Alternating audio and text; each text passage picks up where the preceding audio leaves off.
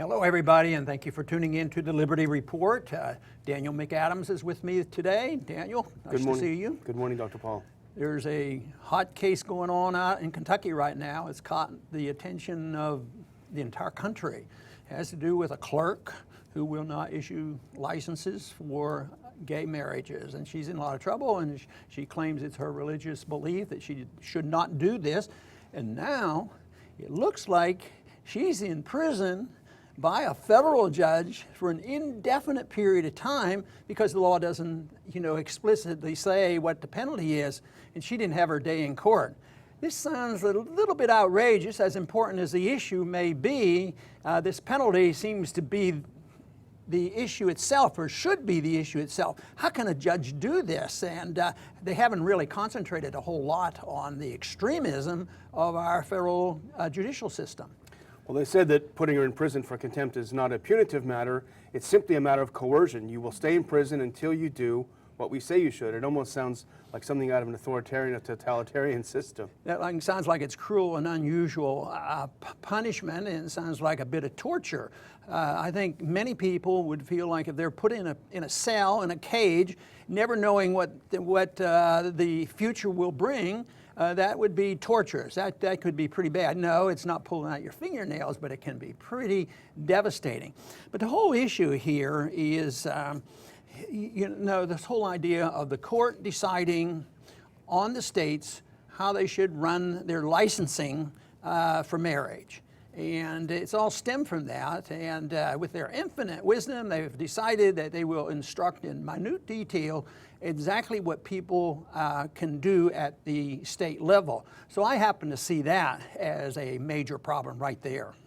The problem is people that agree with the decision are happy with what the court said. The people who disagree with it are ready to defy, and nobody's really talking about the larger issue that you bring up, which is what is the role of the courts in our society, in our constitutional republic? Well, it's really the role of the federal government in our system, and of course the federal government is totally out of control. This case certainly ignores the fact of the relationship between the federal government. But I see this as a problem somewhat like I've used the analogy about a school system. See, I don't think there's an easy answer for this, because I don't think, as a libertarian, I don't believe in any prohibitions or coercions. To me, this is on the side of coercion, telling people what they must do.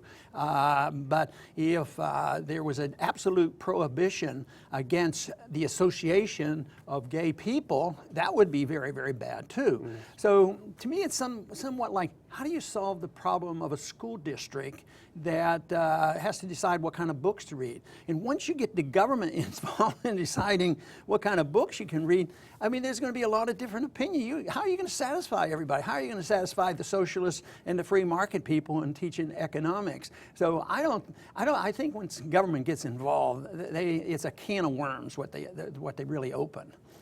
Yeah, and the issue really is the idea of religious belief as an exemption, a basis of exemption for carrying out the law. And I don't think this is a religious issue. I mean, it's motivating the lady for not wanting to do this, but it has a lot to do with our legal system and what rights are and what people can do or can't do. And it's totally ignoring the voluntary association, because much of what is happening now in this new civil rights movement is coercion by federal edict. 5-4, one justice can change the whole world and say, you're not allowed to pick your customers anymore. If they come in and tell you that you have to bake a cake, they don't say it. But if they told you had to bake a cake with a swastika on, well, that would be bad. But if you do something else, then they say, I have the right to tell this individual. So to me, it's totally out of control on the judicial system interfering with the voluntary associations, and that I think is where the trouble really begins. And I think the people who agree with the Supreme Court decision, the pro-gay marriage people, don't understand that this 5-4 changing of the world can very easily go the other way in the future with a different composition of the court. You can think of anything imaginable. So if the legislative branch and even the executive branch is sidelined, things could actually turn out very badly for them as well. Yeah, and do you think that if if the argument should be settled by just talking about states' right, would this have prevented this? It seems like it could have been helpful in preventing this, but that's so old-fashioned, and it's people who say states' rights, you know, you're totally discredited. You're not talking about the original republic anymore. You're talking about being a mean, vicious, bigoted person if you say that if the states actually have some authority. Of course, that same group that's attacking us might say, well, the state should have authority on allowing us to smoke marijuana. Yeah. You know, so it's so inconsistent. And that was really one of this woman's arguments, Kim Davis's arguments, is that she was elected by the county that she resides in to uphold the state laws, and the state of Kentucky has not changed its laws on gay marriage. So technically, she's saying she's doing what she was elected to do. And it looks like if there's going to be coercion on her, the only thing they could do is put her in prison, because they're limited to impeachment, and the different things are changed in the law, or have the legislature come into session. So for now, they had to do something, and that, of course, was for the federal judge to overrule and come down hard on the state of Kentucky and on this particular individual. You know, in a practical way, I think they could easily have gotten around this, you know, if they wanted to. But I think there are some people who just love confrontation. And when you see the strife and the racial strife we have, sometimes it's confrontation that they want, and they're less concerned about really, you know, particular lives that they're talking about. And I think the confrontation could have been avoided, you know, even under these circumstances, and just said, well, you know, the office is right here, but email this office down the street or over the next county or something like that. It could have easily been adjusted, but there is no desire. It's almost like in-your-face stuff. But there are people on both sides of this argument, people who are religious, would almost like to have a theocracy, and they're in their face with some of their arguments too. But those who are arguing this aren't looking for a balanced solution, even though I happen to believe there are ways that we could avoid this. Well, there are only 3 of the 120 Kentucky county clerks that have resisted, so clearly there were plenty of other options. And you know, our friend Lou Rockwell wrote about it as a kind of Jacobinism, that this woman has to be made an example of. She has to go to the guillotine for this. But well, symbolically, she's suffering. There's no doubt about it. But you have a solution to all this problem. We wouldn't even be talking about this if they'd followed your solution. Yes, as a matter of fact, I wrote about this in Liberty Defined in my book, and the best thing is to get the government out of the way. You know, when we lived in a more tolerant world, we solved these problems locally, like the book issue at the local level in schools. Yeah, imperfectly, because it was government, and that local community sort of dictated what kind of books there were. But now we live in a confrontational society, and everybody expects the government to take care of them, and we're broke, and it's an economic issue. Matter of fact, this is even an economic issue. So it's back and forth. So we don't come up with reasonable solutions under imperfect circumstances. But if we wanted to avoid this, even in public schools, one way, we don't have this argument when they come to my homeschooling group or when you go to a private school. You can go to a Catholic, Protestant, or secular school. You don't go in there and argue about the books. But as soon as the state does it, then there's this argument. So the state really shouldn't be involved. And I've always had trouble with this because I'm a true civil libertarian, but I'm also one that I don't think the government should be used to change the natures of people's thinking and changing definition of words where the definitions may have been around for quite a few years, and just say, you will accept my definition, and all this. So why can't the solution simply be, get the government out of the business of marriage? You know, have it a contract. Everybody can have a contract, and the courts can protect the contract. But this whole idea, and this hasn't been this way forever. You know, there was a time when you got married in the church, and the marriage was written down in the Bible, and you could trace that. Even now, you can trace back marriages many centuries because they were listed in certain Bibles. So it just seems like another argument arguing against big government getting in the way and trying to impose their will on us. We know several people have pointed out that the whole idea of the state registering marriages goes back to the idea of segregation, where the state was preventing whites and blacks from marrying, and so they wanted to put a hand in it. So it's kind of interesting that it has its roots in kind of a racism. There's one thing I wanted to read to you because I can't resist it. This is, the White House had to, of course, weigh in on this, and I think everyone watching is going to get a big laugh. But this is White House spokesman Josh Earnest, and this is the White House's point on Kim Davis. Nobody is above the law. That applies to the President of the United States, and that applies to the county clerk of Rowan County, Kentucky.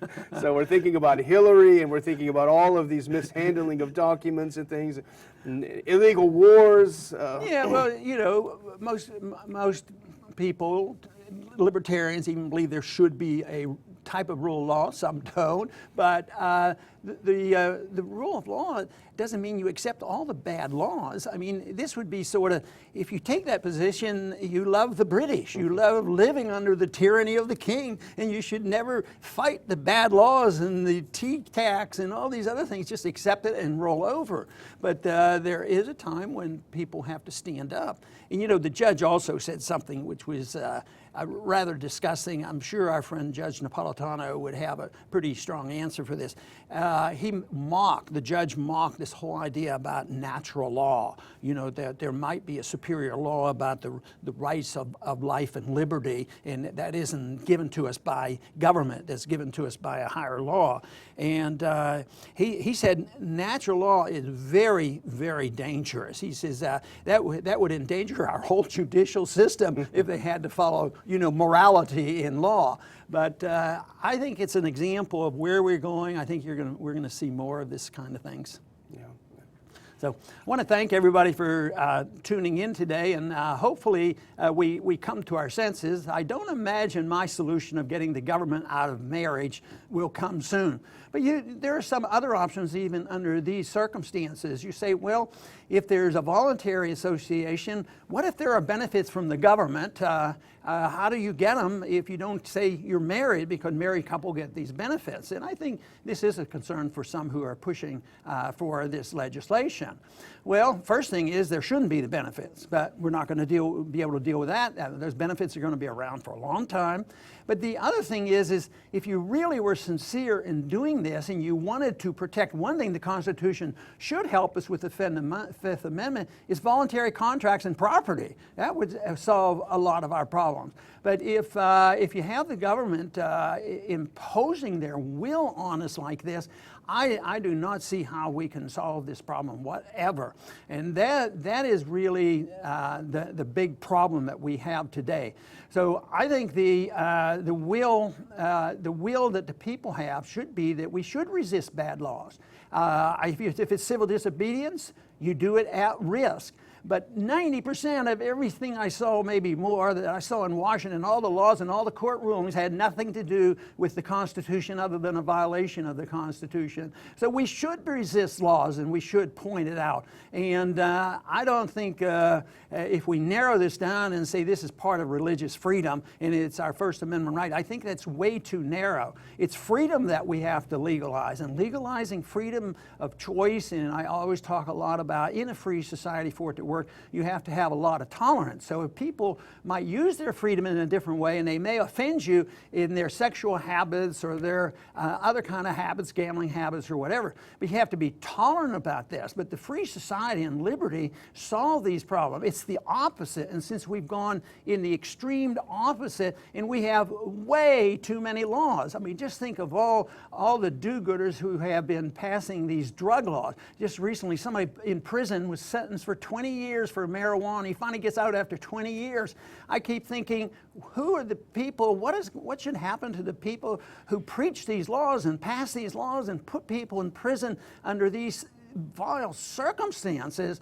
I think that the message ought to be, even here, there's way too much government, way too much federal government. We need a better understanding in liberty, better understanding about voluntary contracts, and believe me, we wouldn't be dealing with cases like this. But I think they're going to get worse, but the economy is going to get worse, and there's going to be more competition, and one side is going to use any chance they have to be in the face of the others, and that's why I worry a bit about what's going to happen in the not immediate, in the future shortly, because I don't see the resolutions coming. But the solutions can be found in the cause of liberty.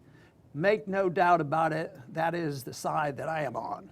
Now, I want to thank everybody for tuning in today to the Liberty Report, and please come back soon.